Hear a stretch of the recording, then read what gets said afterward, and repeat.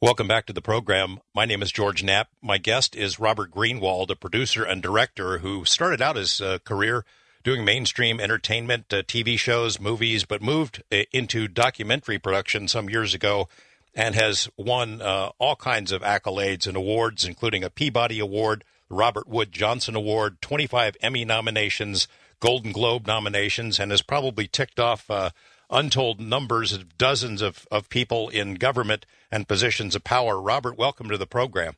Thank you. Nice to be with you. Man, I saw the film today. Powerful, moving, also infuriating, and more than a little bit scary. I mean, you know, you've got some of these whistleblowers who you profile who they all paid a price, of course. Some of them sort of won, but still, it's not encouraging at all to see what happened to them. Well, we want to tell the story. We want to put a bright light on the problem. We also want to be realistic and say these people, to their eternal credit as patriots, as people who believe in democracy, spoke up because they refused to remain silent. And yes, they in fact did pay a price for it, but that they put a country above comfort.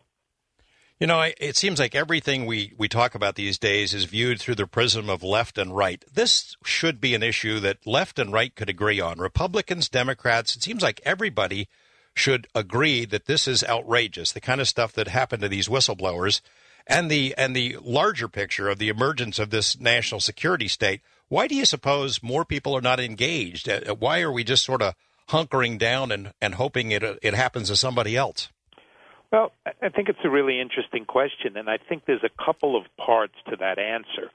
One is it doesn't affect us right in front of our faces. If we walk out the door and a bus hits us, we know we need a traffic light so the bus won't hit us again.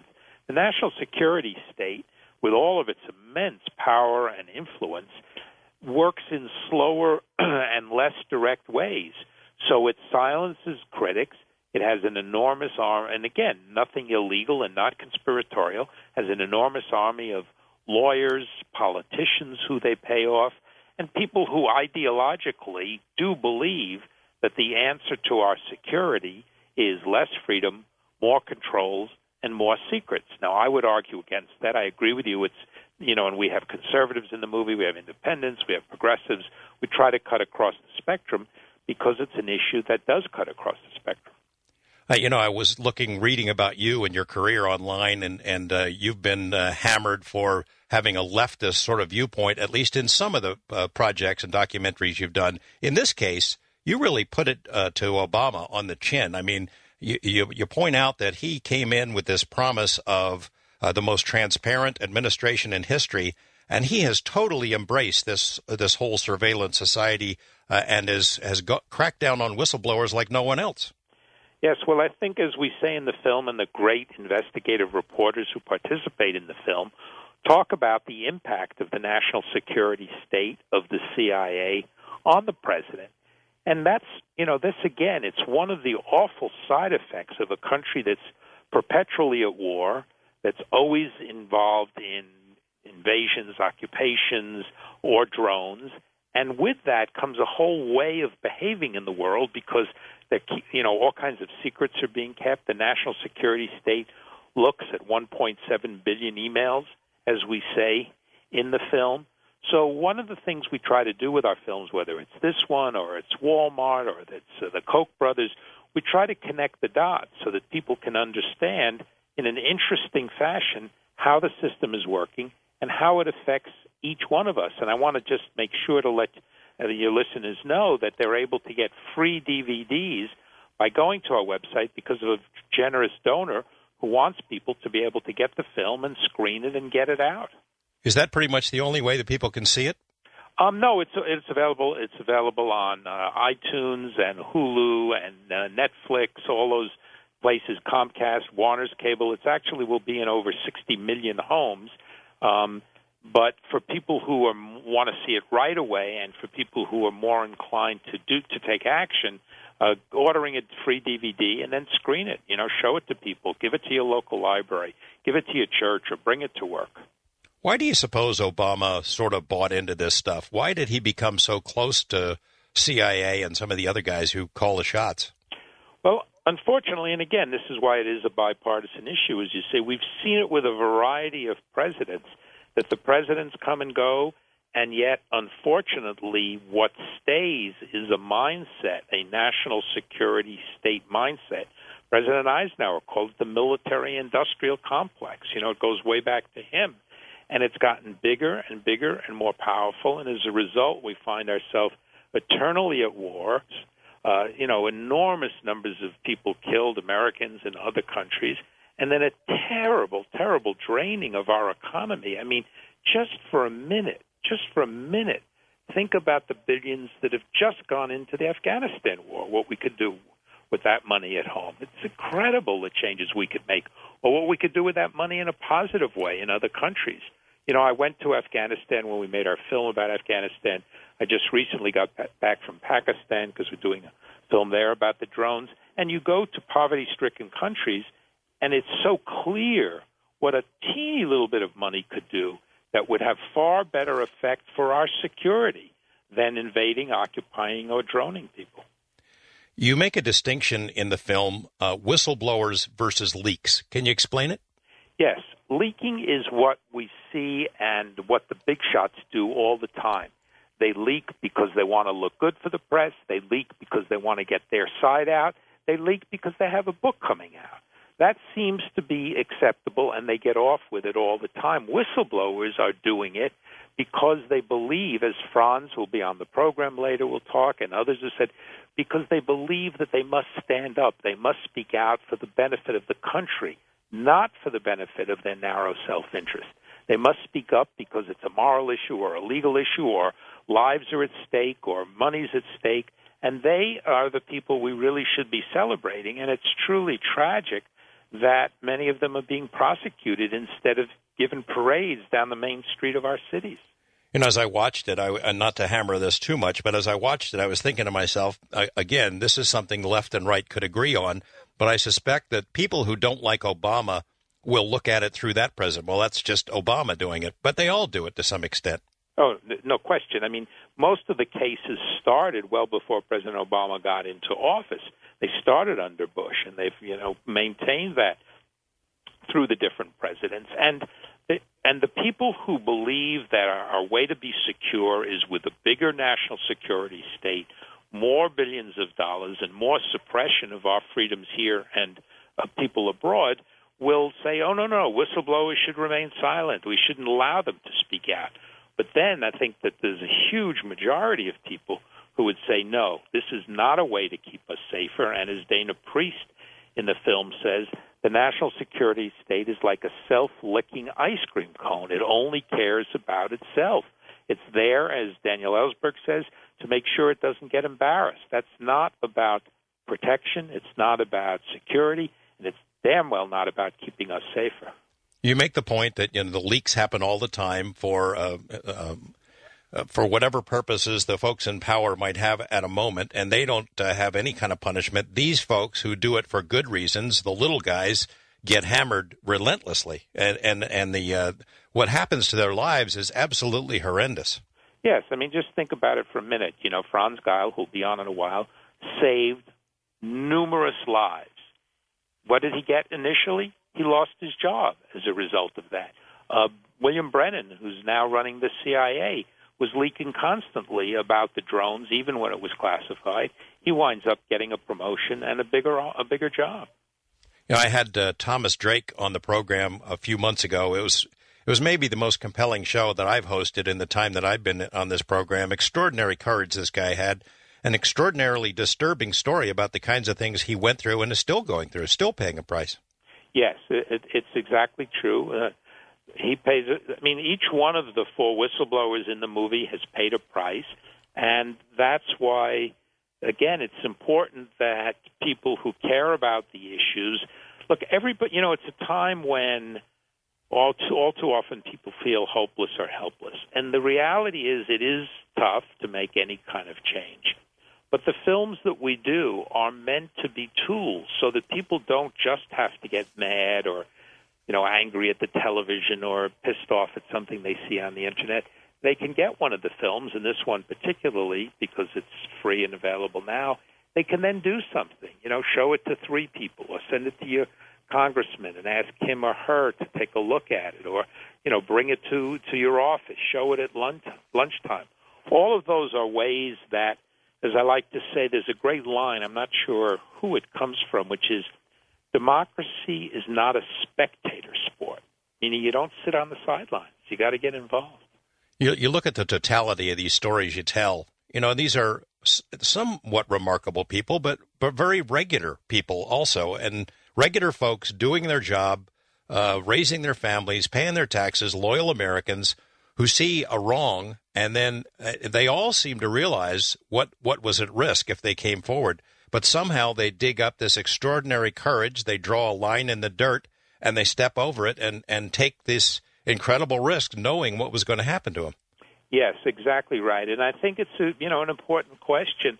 I was asking myself every day, what would I do? Would I have the courage to speak up and knowing what was involved? Would I have the courage to say, no, this is not right, and to do something about it?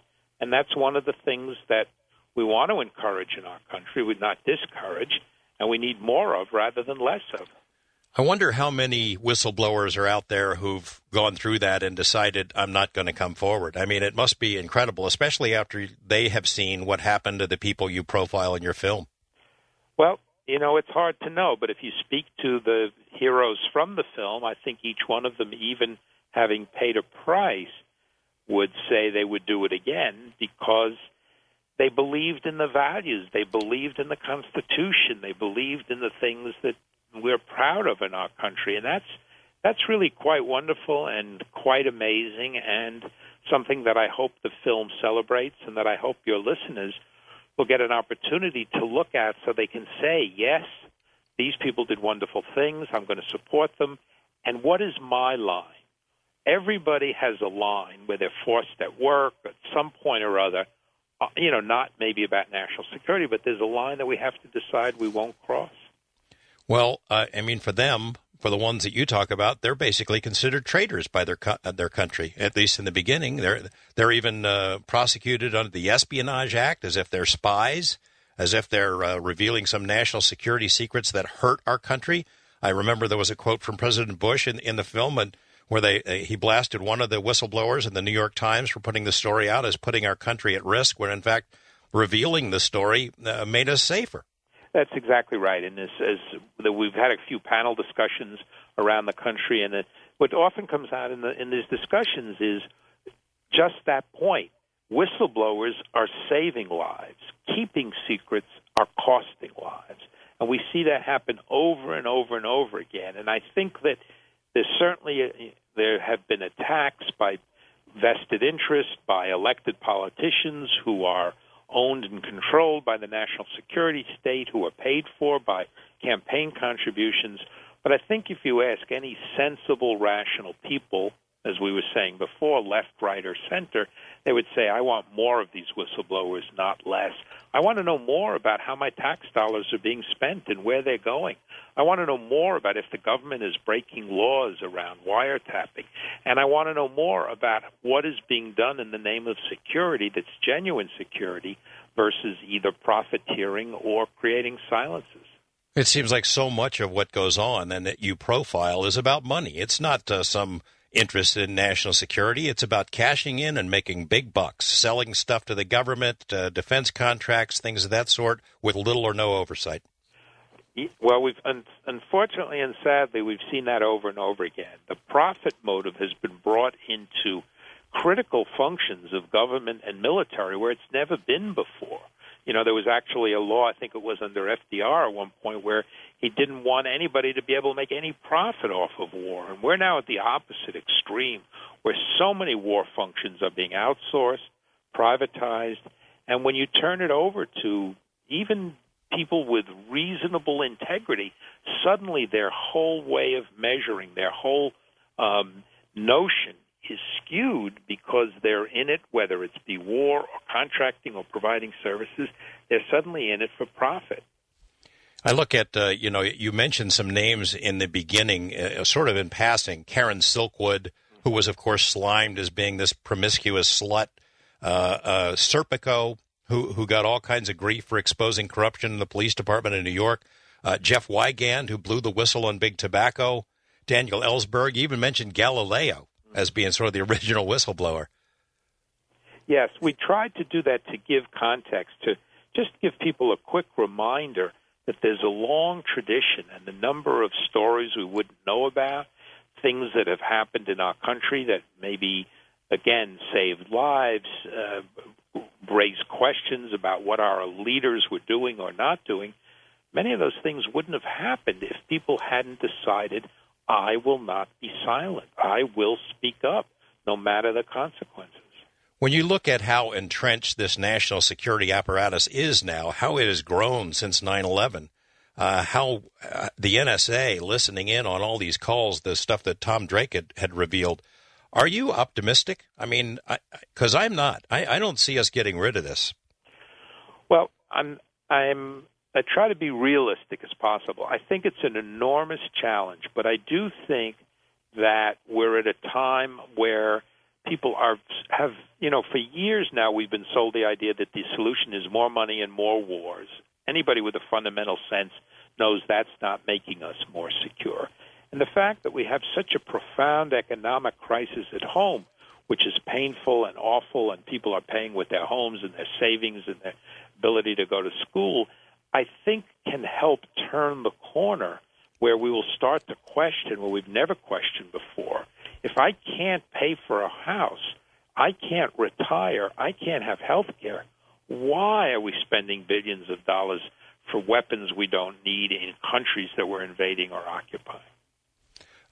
One of the most profound points you make is one that we've heard dating back to Nixon in the use of the national security excuse as a way to cover up evidence of crimes, outright crimes. Right. Yes. Well, that's happened over and over again. It's happened with elected leaders. It's happened with, as we were saying before, private contractors, private companies that are focused on money.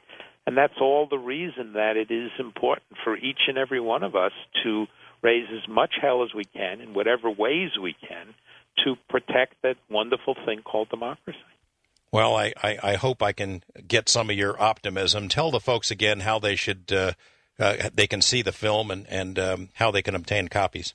If they go to our website, waronwhistlblowers.com, you can just go right there, put your email address in or your address in, and you can get a free copy. And you can also, do it by going to any of our Facebook pages, or you can follow me on Twitter. It's Robert Greenwald, and we're constantly posting those things and offering those opportunities so people, again, most importantly, have ways to get involved and do something. It's not enough just to be angry and upset. We've got to turn that into action.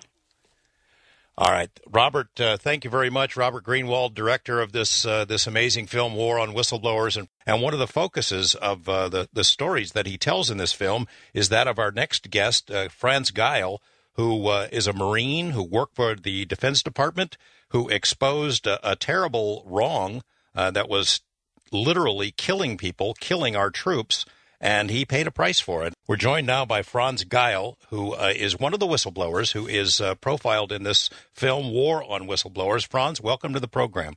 Hello, sir. How are you? I was very moved by your story, man. You've got guts. I'll tell you that. It's a courageous thing you did. I want to start by telling people a little bit about your background, because you were a civilian employee of the Defense Department when everything hit the fan. But you're not just a civilian; you're a Marine through and through, right? Yes, sir. I've been a Marine pretty much my whole adult life. After dropping out of high school when I was young, I enlisted on my 17th birthday.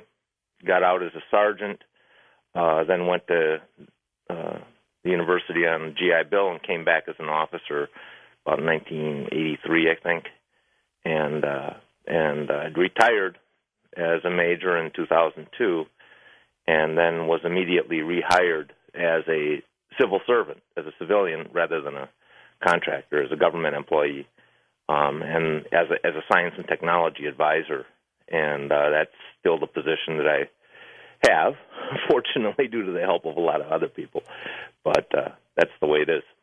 You're not a pinko lefty rabble rouser burn the flag guy, right? No, sir, I'm not. I'm a Marine. I love the Marine Corps. It's been my whole life, my whole identity, really. I think most, if not all, Marines would be able to identify with that.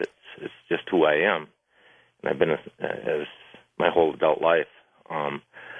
Yeah, I guess you could call me a conservative, but I have some pretty broad ideas on various things. I hope I can't be pigeonholed. I don't think anyone wants to be pigeonholed. But your loyalty, the Marines, your belief in Semper Fi is what gave you the impetus, the courage to step forward and blow the whistle on what you saw as a terrible wrong. Well, that's why I love the Marines. That's why I made it. That's why I made it my career on active duty, and that's why I made it my career as a civil servant. Yes. Tell us the story. What position were you in when you first noticed this problem, and what problem is it that you noticed?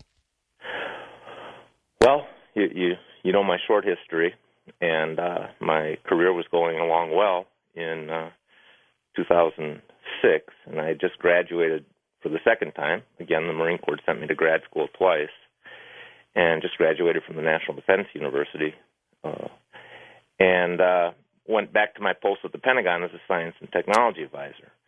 This was in fall, late summer, early fall, 2006. It was a real bad time, I'd say, near the height of the insurgency in Iraq, particularly in the Al-Anbar province, where the Marines were operating out to the west. And so my job's at the Pentagon, but I got contacted by a prior commander, a boss I had at the Pentagon, who was now the senior Marine in Iraq, and he was leading the Marines. He was the commanding general of what's called the First Marine Expeditionary Force Forward, 1MEF Forward, in Al-Anbar province, and he asked me, and his staff asked me, whether I would like to volunteer to come over and serve as his science advisor, to look into some of the problems that they were having with acquisition, because there was a definite equipping problem. The Marines didn't have what they needed in certain areas, and they felt I had enough insight into acquisition processes, the processes back in the United States at Quantico, it's the support establishment, we tend to call it, back in the United States, and that I could help out. And so I immediately volunteered to go there and join them for up to 6 months was my plan. And much to the dismay of my family, because I gave them about a week's notice, and much to the dismay of my Pentagon supervisors, who their feeling was, well, my job is in the Pentagon. What business do I have going over to Iraq? That's not my job. And they also had an inkling that I might have some concerns that might cause some controversy when I went over there, and about the suspicions about the support establishment. And but my general, who was in Iraq, trumped them all. He went to a senior general in my chain of command back at the Pentagon, and I promptly flew over to join him in Iraq at Camp Fallujah. And while there, like I said, the insurgency was raging, and I was tasked with identifying needs and writing requirements, basically being a bureaucrat in a different location. But that's a very important job. Requirements of the Marines in the field need to be articulated so the support establishment can respond with the right equipment. And one thing jumped out at you, right? One thing jumped out. Now, there were many things that jumped out, but the one that jumped out, it probably was the most the tragic of all the deficiencies, was the armor deficiency. And the Marines were operating over there ever since we had gone over there and for Operation Iraqi Freedom, not just the Marines, but the Army as well. The primary utility vehicle for transporting troops around the battlefield were, of course, Humvees, high mobility, multi-purpose wheeled vehicles, which is the staple, the standard utility vehicle for the Department of Defense. All the services has been ever since the old Jeep was retired back in the 1980s, and that's a Cold War relic because it was designed for a different type of warfare, not an insurgency where you don't have front lines and a rear area. It wasn't designed to be a frontline vehicle facing the brunt of enemy weapons.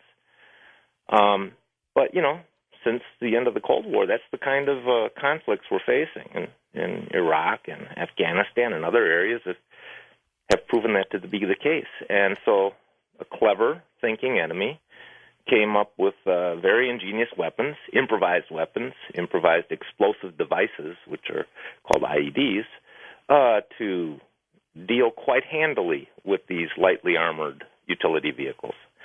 So the Humvees were no match for the IEDs that the enemy was using.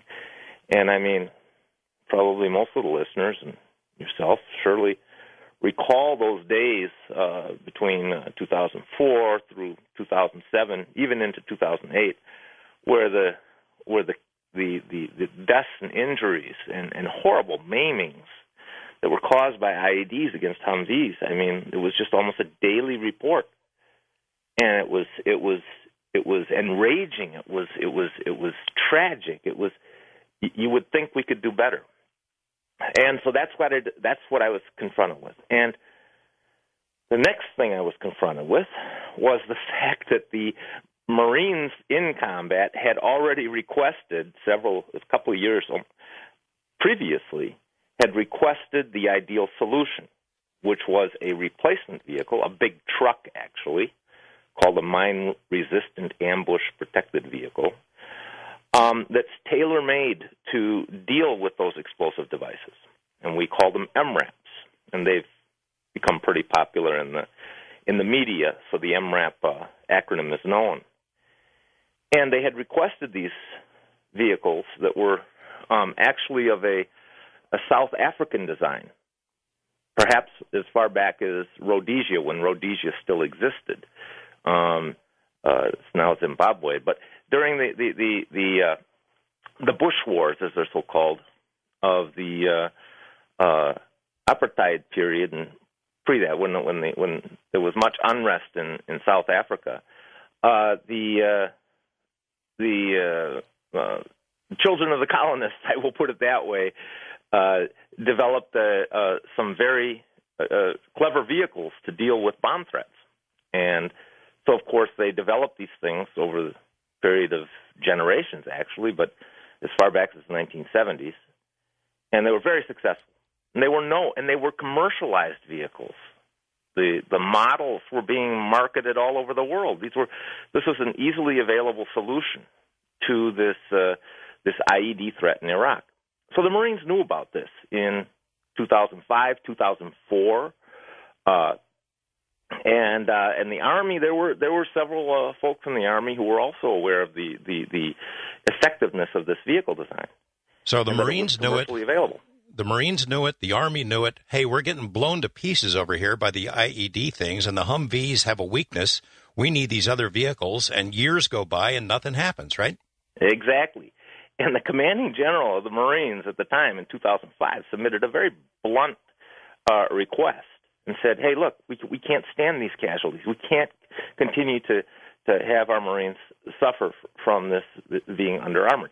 He presented the problem, which was the vulnerable Humvee, and he presented the solution, actually named models of vehicles that were available for purchase to solve the problem. Well, anyways, these requests, we call them need statements, urgent need statements. This particular one had a monstrous implication from a fiscal standpoint, because obviously if you're going to buy these things that are not invented here, which effectively they weren't, they'd have to take money from something else. And so this was the impact when that statement, that document, arrived back at Quantico, had tremendous implications from a fiscal standpoint. It was probably the Marines over there asked for over 1,100 vehicles. And at that time, I don't know exactly what MRAPs cost today, but, it's probably close to $1 million a vehicle. You add in the logistics piece. It was probably between $1.5 and a $2 billion price tag for just this request that they had. Well, by the standards of some of the other services, that's still a big number. Air Force, Army, Navy, those are still big numbers. For the Marines, it's a huge number, even in the midst of the Iraq conflict. Well, what price do you put on the hundreds of guys who are being killed and maimed? I mean, you could equate it that way. I'm sorry to interrupt. I mean, obviously, sir, you're not interrupting. I mean, that's exactly the point. You'd have to be almost schizophrenic as a Marine not to recognize the difference. One is you can't say priceless. I mean, there's always say, well, in war, no man, no woman is priceless. Well, geez Louise, I mean, there's a limit to these bean counting, as we call it, in terms of counting dollars. But in practice, yes, it is much more expensive to deal with, and not just from an intangible standpoint, from a tangible standpoint, the deaths and the maimings and the long-term care. It's much more expensive than the additional cost of the vehicles over the Humvee. So, well, anyways, the bottom line is that document disappeared. And, of course, disappear, I could explain for hours the technicalities on how that can be done, but it's actually quite simple in a bureaucracy to make something disappear. And as a consequence, and this is now we're jumping forward back to 2006, and I'm over there and I'm learning about all this. Much of this information is being brought to me by other officers. That 19-month delay had ensued at the height of the insurgency. Jeez. And those deaths and maimings, and I say maimings because some of the injuries were just so severe, and you see them in the news all the time. Amputations, horrible burns, traumatic brain injury, all the things that occurred from the survivors to the survivors alone. But all this stuff was unnecessary. It was preventable. There was a knowledge on the part of, I call it the bureaucracy. I'm not going to name names, even though names are known and positions are known, and who was in charge and who's this. All those things are known, but I'm just going to go ahead and treat it as the bureaucracy. The bureaucracy knowingly delayed the delivery of those vehicles, and that's the tragedy. And so, anyways, essentially, Franz, let me ask you this. Have you ever calculated, ever looked up the statistics on how many American soldiers, Marines, Army were injured or killed in that 19-month period because of IEDs? Well, I didn't, but someone else did. The Brookings Institution did. Jumping forward a little bit, and after I returned, a lot of things happened, and I can talk about that in a few minutes.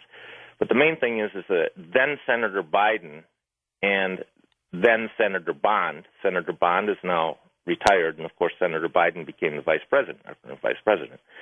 But both of those gentlemen, in a bipartisan fashion, picked up the mantle of concern for this issue amongst several, but this was the big one, in Congress in an effort to get funding for MRAPs in particular. And I guess the Brookings Institution, either at their request or independently, did some calculations. And I don't have the letter in front of me that was sent back to them, or their letter that those two senators then sent to the Secretary of Defense, Mr. Gates. But I believe over 600 to 650 Marines and soldiers had died during the period of delay, and then you can kind of make a rough calculation based on the averages of, okay, for every death in a Humvee or in a vehicle, you can make an assumption that 2, 3, 4 times that number perhaps injured, and that was sometime in there.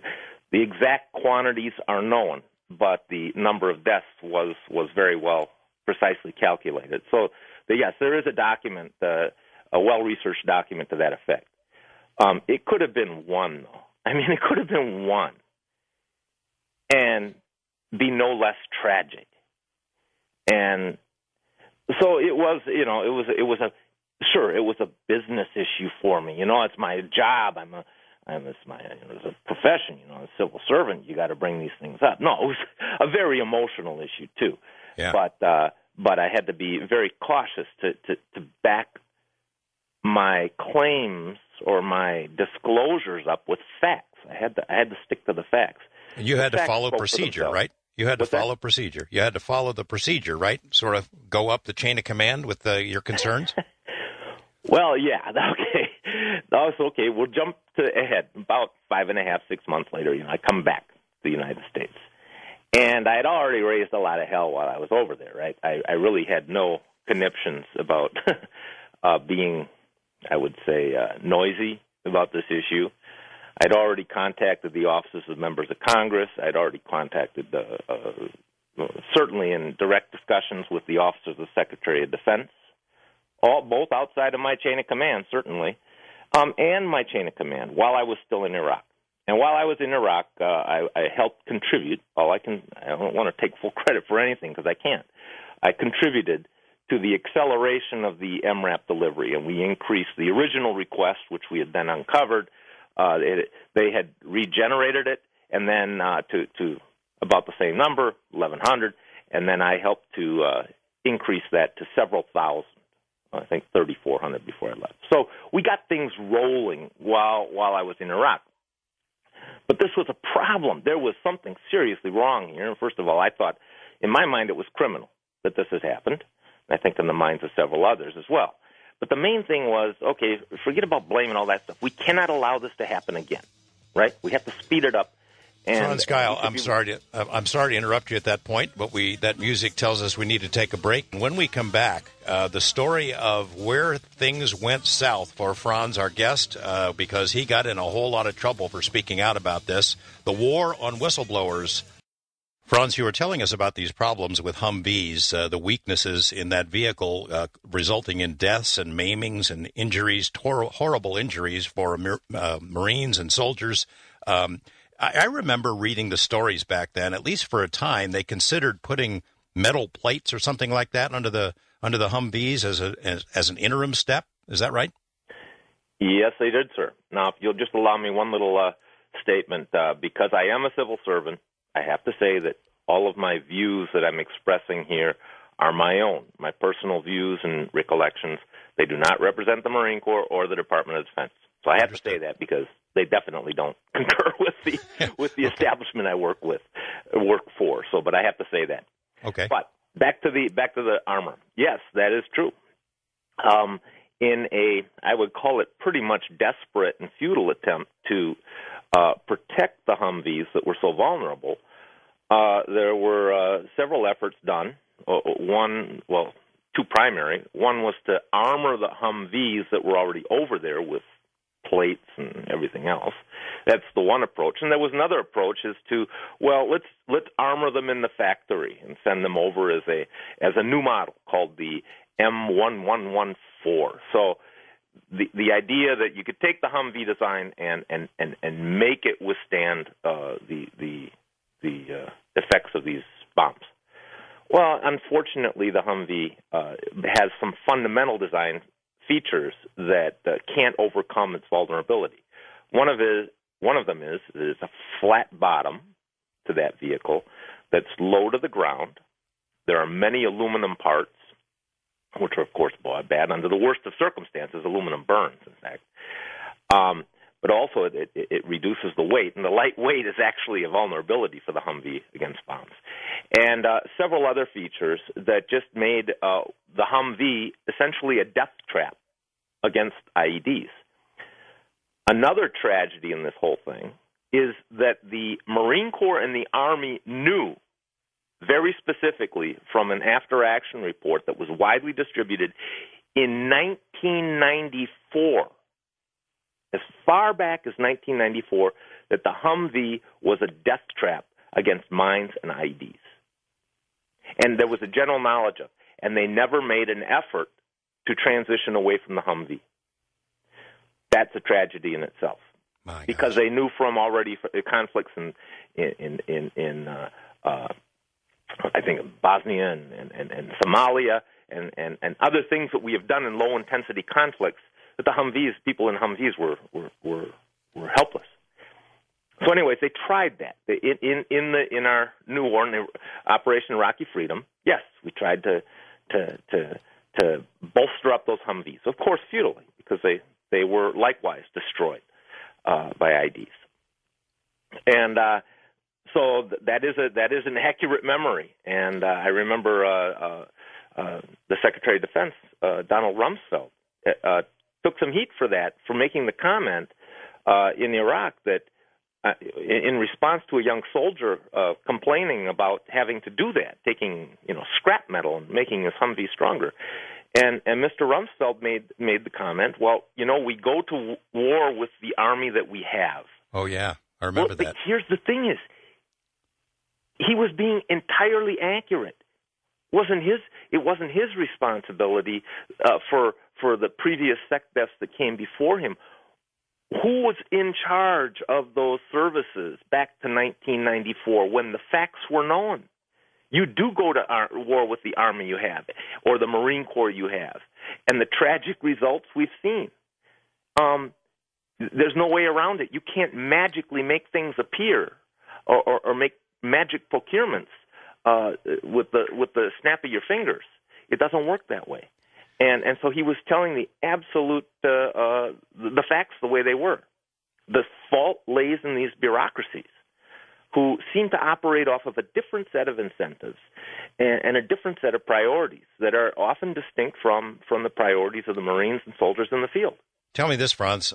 You mentioned about the cost. There was a reluctance to assume billions of dollars in extra spending to replace the Humvees, but is it also a factor that there's a contractor there that didn't want to lose the business that was exerting pressure? Well, that's always the case. This is how the process works, and I'm not even gonna use the I would call it inflammatory terminology for that entity, that process. But President Eisenhower nailed it right on the head, and I'll let other people use the term. But in this support establishment back here in the rear in the United States where we prepare for war, there is a connection, an interconnectivity between the government bureaucracies and the contractors, and the whole system that ends up receiving money and then delivering the equipment. And that whole morass can become corrupted. And I think that's a fair word to use. I'm not saying, individual corruption. Okay, I'll grant that individuals, let's say, ideally, no corrupt individuals at all. Okay, I'll assume that. Because we're talking about Marines and soldiers, and even if they're retired. But the process is corrupted because the incentives and the priorities are not those of the immediate needs of the Marines and soldiers in the field. They are often the needs of the business processes and the business cases that are taking place in the rear. And, of course, there are major contractors that have great influence on how that process turns out.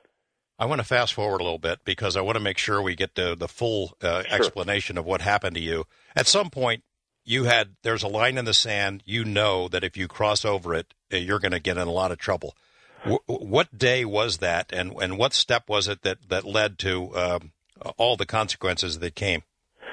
Okay, I'll try to make it short because it was a pretty deliberate sequence. I come back from Iraq. My supervisors at the Pentagon are already kind of torqued off with me because I've raised so much consternation. I come back. I've been invited to brief the Office of the Secretary of Defense, one of his subordinate guys, on the problems. I create a draft brief.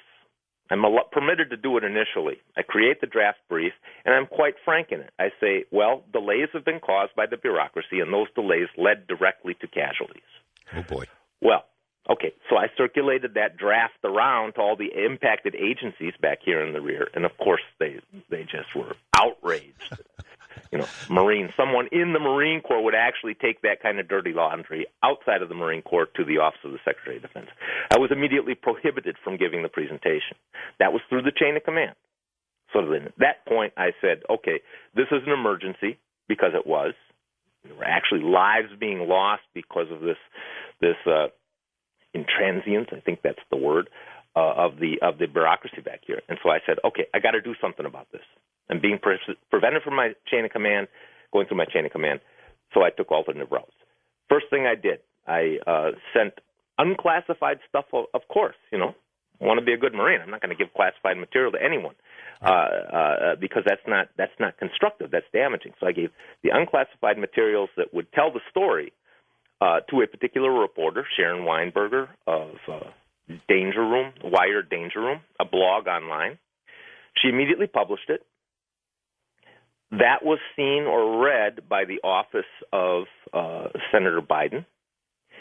I very shortly thereafter, within a day, got a call from Senator Biden's office, and I was asked by the staffer, a very supportive woman, on this, if I would talk to USA Today. I said absolutely, and I did a lot of this in plain sight. I don't.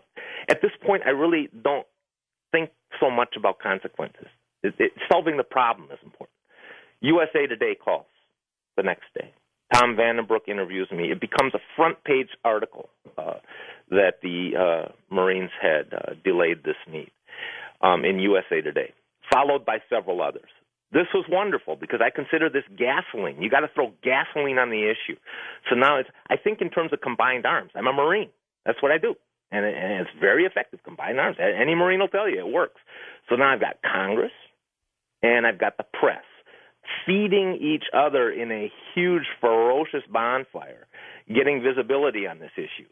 And sometimes you have to embarrass the bureaucracy into action. The whole idea is to move the bureaucracy, not just the Marines, but also the entire, maybe the Army as well, because they have a much bigger interest. Secretary Gates, who is already very much convinced that the MRAP is the right design, who's already formed up an MRAP task force, is now aware that the bureaucracies of the services are obstructing something that's one of his priorities. Suddenly, MRAP is all over the place. It becomes a top priority, procurement priority for the Department of Defense, et cetera, et cetera. It's been a good news story ever since. Okay? MRAPs flowed to Iraq. MRAPs have been flowing, or forms of them have been going to Afghanistan. Because it got public attention, because it was no longer covered up. It was no longer covered up. The need was now public knowledge. Now, and there were other issues too. Well, anyways, I continued my I call it advocacy, and I kept bringing out the problems. I continued to communicate with the officers and members of Congress. I even communicated in an email to General Petraeus at one point. He was still over in Iraq at that time on a different issue, which was of significance to him. And he even sent me a nice email back. He thought that was good, and he asked, well, what's the next steps on solving this? Little communication. Well, you can imagine, and this is outside of my chain of command. You can imagine how the stuff rolled downhill from there. Oh, right? Boy. Yeah. And so the things that followed in rapid succession. First, an official counseling, in writing and all that stuff from my supervisors. Then comes an official reprimand, I think for writing Petraeus in an email. Then comes the next one. I had visited Senator Bond's office again for I don't know how many times, and then I received a proposal for suspension. But then wonderful advocates came to my assistance. One was the Government Accountability Project, who have been providing me priceless legal services for free ever since that time in 2007. The Project on Government Oversight, POGO, wonderful advocates. They got me into the offices in Congress that I needed to see, people I hadn't seen yet.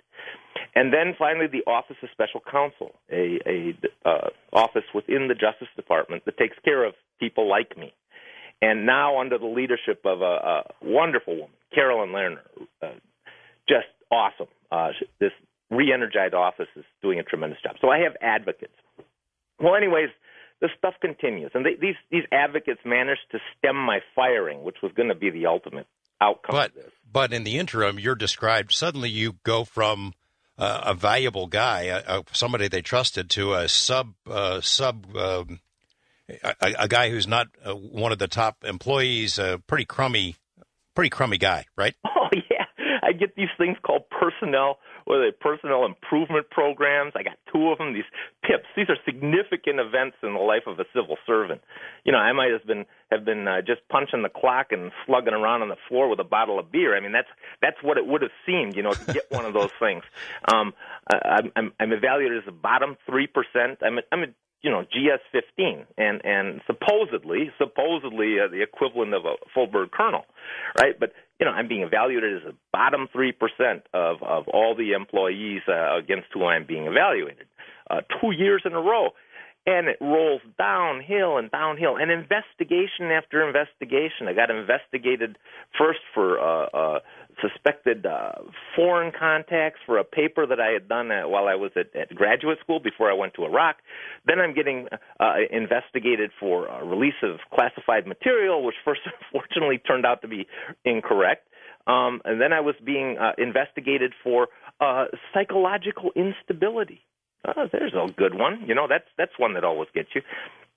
And then finally, was that final? I don't know. I had 4 of them altogether. These are all from the Naval Criminal Investigative Service. And I got to tell you, NCIS, these are great guys. Just the same thing with the FBI, and who also became involved initially in the foreign contacts one. These are wonderful people. They're just doing their job. Many of them are ex-military themselves. You figured you're going to be fired if not for the attention and the help of these advocate groups, but were you worried that you're going to go to jail or go to prison? Anything's possible. Anything is possible if you enrage the bureaucracy just enough. Anything is possible. These are powerful people. Powerful people. These are powerful people, and there's a lot of money behind it. Yes, when you're in the executive branch, you're under a different sort of umbrella, and I think there have been many concerns about that expressed over the years, over several presidencies. This is not not just under President Obama, not just under President Bush, but going back maybe even prior to President Nixon, that the strength and what's called in the national security state in Robert Greenwald's film becomes thicker and more robust, and with more layers and alternatives with each successive presidency.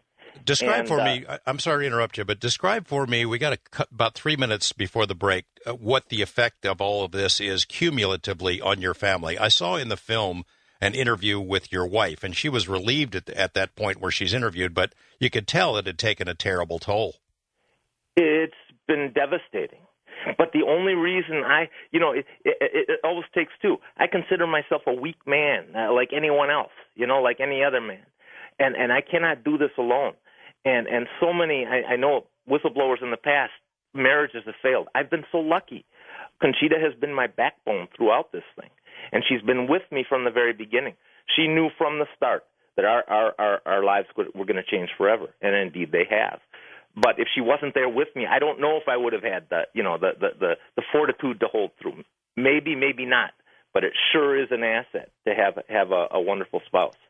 The threat that you might lose your security clearance, which was hanging over your head for a while, I guess, as detailed in the film, that's a pretty serious matter for a guy in your line of work.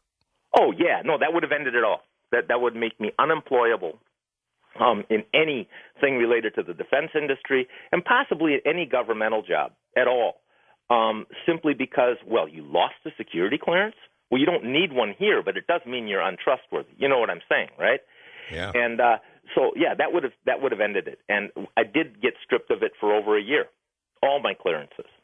And they're still not entirely returned to me. That's a separate issue, but it's still something that hangs over my head. But for the most part, I'm doing okay now. That's devastating for anyone who's involved with government. Why is it that you were sort of forced upon them? I mean, who is primarily responsible for them having to take you back and give you your job? Well, the advocates I mentioned, and another one, the Meritorious or the Merit Service Protection Board, a sort of a panel of judges who sits above the entire federal service system. They decided that the Marines had to revisit me. Also, the security officials in the background, who I also have great faith in being objective. One called the Department of the Navy Central Adjudication Facility. It's called DONCAF, and they oversee all Department of the Navy, Navy and Marine Corps clearance issues, civilians and military. And you can kind of, it's kind of like the Star Chamber. You know, these guys are in a dark room. You can see them sitting there. I mean, they're not in reality, but I'm sure that they're very trusted authorities to look at all of security issues and reliability issues dispassionately, and I truly believe that they do that. They've been considerate of me. I mean, I'm as much of a knucklehead as anybody, and so each one has to be every case has to be studied in isolation. But they looked at all the facts. Franz, I'm going to ask you to hold on there. I'm sorry, but we have to take a break. And coming up, we'll be opening up the phone lines. I know the public wants to talk to you. You probably got some fellow Marines out there that want to say thanks, and we'll let them do that in just a moment. I should mention in this film, War on Whistleblowers, Franz's story is one of 4 very compelling tales. Michael DeCourt was an engineer for Lockheed who blew the whistle on a $24 billion boondoggle aimed at the Coast Guard that could have cost who knows how many lives. Thomas Tam was an attorney with the Department of Justice who blew the whistle on warrantless wiretaps and paid a terrible price. Tom Drake, we mentioned him. He was a guest of ours on the program a few months ago who told the world about the NSA's massive spying program. Very compelling stories. Franz, it's a small fraternity of whistleblowers at that level. Do you know those guys? Oh yeah, I know them all so well. And one thing I want to say here, you know, I feel very lucky that Mr. Greenwald chose to, you know, tell my story in this thing. But I can tell you, I feel a little guilty. Those guys, those 3 you just mentioned, suffered far worse as a consequence of coming forward with their truths than I did. I've been so lucky. Advocates, etc. You know, the Marine Corps is now in mediation with the Office of Special Counsel. I've still got a job. I'm still getting paid. Those guys got hammered, every one of them, and you can see it in the movie. And I mean, golly, they were gonna send Tom, you know, to prison for 35 years. In fact, at one point, it was even a possible life sentence for some of this stuff. It was nuts, and talk about an impact on personal lives and going after guys for just trying to do the right thing. They really suffered. And so in that sense, you got to understand on the scale of hardship, they suffered much worse than I did. I feel very, very lucky. I mean, you literally saved thousands of lives. I can imagine what the response from your fellow Marines, fellow soldiers has been. I mean, I can't imagine you would ever buy another drink in your life if you went to a bar where Marines hung out. But did you get thanks? Did you get letters? Well, I get things quietly in the background.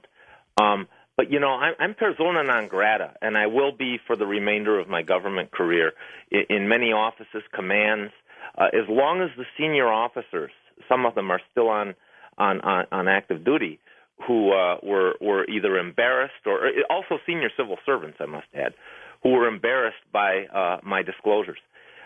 So, you know, if someone's going to express support for me, it's done very quietly and very personally. No, there's not a lot of drink buying going on. No. Tell me. Okay, I don't need that. That's not the point. The point is that together, I say we because no one does this alone. We collectively solve the problem. That's the main thing. You fixed something in this case. But I wonder, looking at the bigger picture, the story told in the film, whether you are optimistic about our country's future. When you look at the power of the military-industrial complex at the entrenchment of this national security state, this apparatus, are you worried for your country? Okay, I am again. This a Marine is you. This is just your opinion. Right. However, yes, I am concerned. There was a gentleman, a German, who wrote about this a good century ago, almost a century ago. His name was Oswald Spengler. he wrote a book, a dissertation called "The Decline of the West." You may recognize that. And he talked about the end state of democracies and the winter of civilization, or a civilization cycle. And he talked about the democracies in this sense, and talked about the Caesarean end, where things become a little bit, can appear to be a little tyrannical. And I would never accuse any of our presidents of being such, but the system as such can start to behave that way. And I'll tell you, there's some compelling evidence that we may be heading into the winter of our civilization, our American civilization, as we evolve from what we thought was a democracy into something that looks much different. So, yeah, I worry about it. Is there something that can be done about it? I don't know. I take each day at a time, and I make the contributions that I can, as I know every other American does. And I think they are. But the process itself takes on sort of an organic life, and that national security state is essentially the outward manifestation of that process, that living process that Mr. Greenwald highlighted, and it is frightening because it doesn't reverse over time. No president gives up the substantial executive powers that have been acquired by their predecessors. Many campaign on promising to relinquish some of that power, but it really doesn't happen. It just grows over time. And so in terms of the balance of power within our government, it tends to shift towards the executive over time. And we've been watching that. And this is a progression that isn't reversed by one party or the other coming into power, because I believe that all the candidates and the presidents themselves had the best of intentions. But the organizations, the executive organization, and the power they inherit, it grows over time. Well, you could argue, the argument could be made and has been made, there is only one political party. It's the money party. It's the corporate party that seems to call the shots no matter who's in there. We're going to go to the phone lines. We have a Sergeant First Class calling from Portland, Oregon. Doesn't want to use his name, but I'm looking forward to his comments. Thanks for calling in. Are you there? Yes, I'm here. Can you hear me? Yes, Sergeant. How you doing? Just fine. Simplify, Mr. Franz. Hey, thanks, Sergeant. I got information coming from an Iraqi general. He stated that the Scud missiles that they sent and blew up over us had chemical weapons in them. He also stated that he loaded up chemical weapons and sent them to Syria in 747s, and he stated that the nuclear equipment was loaded up in 747s and sent to Iraq. I need the name of this Iraqi general. Do you know who he is? And do you know if this is factual information?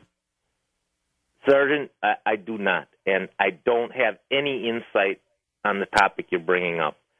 Okay. And it's not because I know something that I can't talk about or something like that. I just don't know. I wouldn't know where to tell you to start, if you wanted to look into it. But I have no knowledge of that one. Well, so, Sergeant, have you been exposed to something? I lost 4 individuals from heart attacks after the war, and 3 of the women, our nurses in our unit, came down with lupus.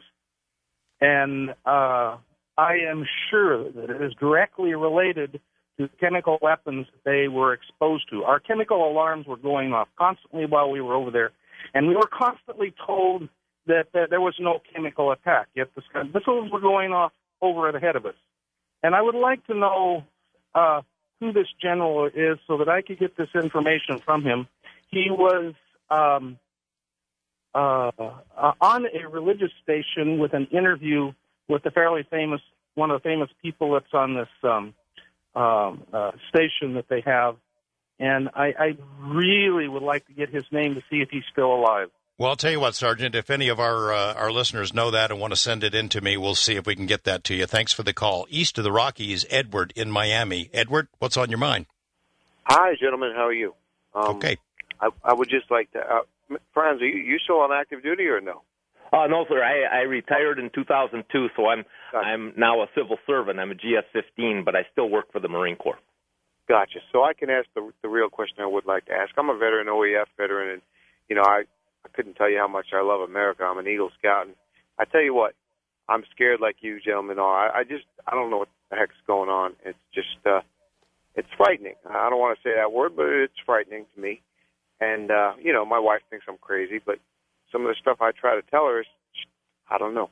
I try to explain things to people I care about, but I don't think they really watch the news and listen to Coast like I do. But the thing I was going to ask was, what do you think about this litmus test of generals being asked, would they fire upon American citizens? What do you think, if that's a possibility, a probability? And do you think a lot of people would just resign their commissions over that type of a dilemma? Well, George, is that one for me? I think it is for you, but it might be a little. I tell you, well, first of all, I could never speculate on what one individual or another would do. All I know is, you and I both know, from when we first came in, that we were always told, and I think you and I live it, that we should never feel compelled to obey an order or a directive that we know to be wrong or illegal.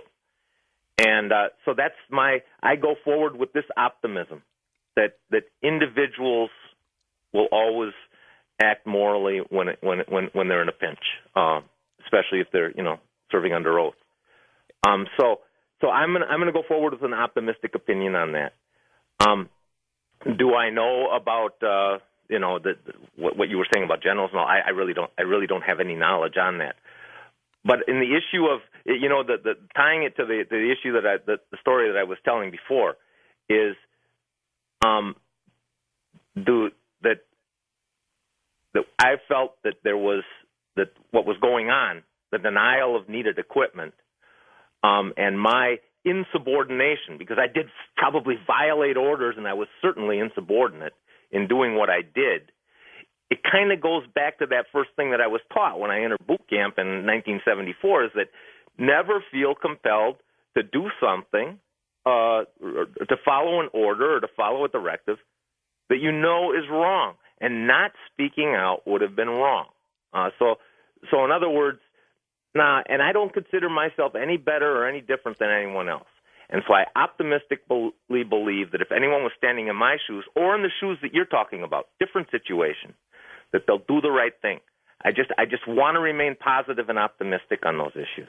Thanks for the call, Edward. Tell me this, Franz. I mean, when you look at the kinds of things that Thomas Drake exposed, this massive spying program where the NSA is basically listening to everybody, why isn't the public outraged about this? Or Thomas Tam talking about these warrantless wiretaps. Where are people marching in the streets or screaming at their congressman or raising hell about this? Well, okay. Again, and I'm speaking out of ignorance out of any of the specifics of these issues because I know nothing about them. Okay, but I'll say this: I think one of the things is, we want to believe that it's for the good. We have given up, even before all this electronic age, we gave up certain liberties, for the sake of public safety. And I think probably a lot of people say, well, it's a good thing too. Maybe we'll catch people by having all these new high-tech means of finding things out. So I think it's a balance of saying, well, there's some good in it, and then on the other side of the balance, you say, well, it can be abused. And so, but at the same time, the ability, the capability to do good or to abuse grows continuously. So there's a certain, I would call it, omnipotence that grows with the national security state. But is it bad? I mean, gosh, look at what's going on in the. Well, I won't talk about the specific issues, but in the electronic realm, the threats that do pose a threat from the outside or from the inside. You know what? Though I don't want somebody listening to my phone calls. I don't want somebody tapping me into my emails without a warrant or without a justifiable cause or something. I just don't want it. I don't care what benefits there are. Well, yeah, you know what? And I think that technology is on an accelerating path that may actually dismiss anyone's concerns about that. Technology itself, as the entity, the advancement of technology, may actually just overcome any objections to what you're talking about. I don't mean to sound sort of defeatist in that sense in the face of technology, but it's self-evident. It's becoming self-evident. I think it's a good point. I think it's an excellent point. West of the Rockies, Deb in Fairfield, California. Hi, Deb. Hey there, love. George, you really are the best coast host. I may be biased, but I'm also factual. This is such an important topic also. How we often in our household and in our neighborhood, we often talk about Bradley Manning and Julian Assange. And first of all, I mean, how can we actually help him as people in the United States? You know, how can we, you know, and maybe more to the point for this show, how do you feel about what Bradley Manning did and what the role that Julian Assange plays? I'm going to guess that Franz thinks that Bradley Manning went too far. Well, I guess, okay, let's look at it. I'll look at it as a Marine, as a Marine first. Okay, he's a young soldier, but he has the same rights as a Marine would coming in. And the basic right, we call it in the Marine Corps, it's called request mass. So in other words, the mechanism is given to us as uniformed soldiers and Marines to find. We have a mechanism to go through our chain of command very rapidly, even if we have the objections of the various layers of superiors above us. And I think in the Marine Corps, it takes us up to commanding general, maybe even higher. When I enlisted in the Marine Corps in 1974, we were told that it took, in theory, it went all the way to the President of the United States. And it's a powerful tool, this request mass tool.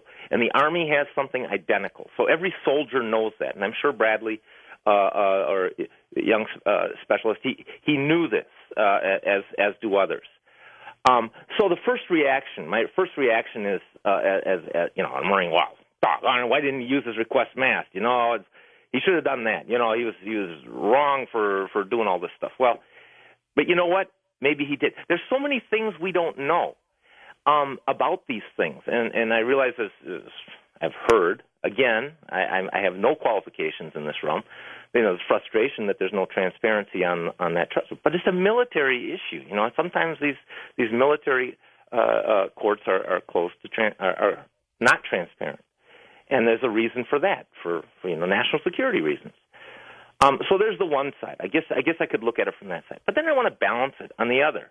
Okay, here's a young man. I'll try to put myself back in his shoes. When I was a Lance Corporal, you know, probably my favorite rank in the Marine Corps, if you can believe that, is you're young, you're idealistic, you wear your heart on your sleeve, and it's the idealism that really stands out in young Marines and young soldiers, because they're freshest. Their idealism is most sincere and most uncalculated. When they're shortly out of training and they're young like that. And he doesn't understand maybe process and procedures and law to the same extent that we do as we get old and calculating, right, in the senior ranks. Maybe he saw something that so offended his sense of right and wrong and of compassion, et cetera. I'm just speculating, you know, that he did something spontaneously, something impulsively unthinking.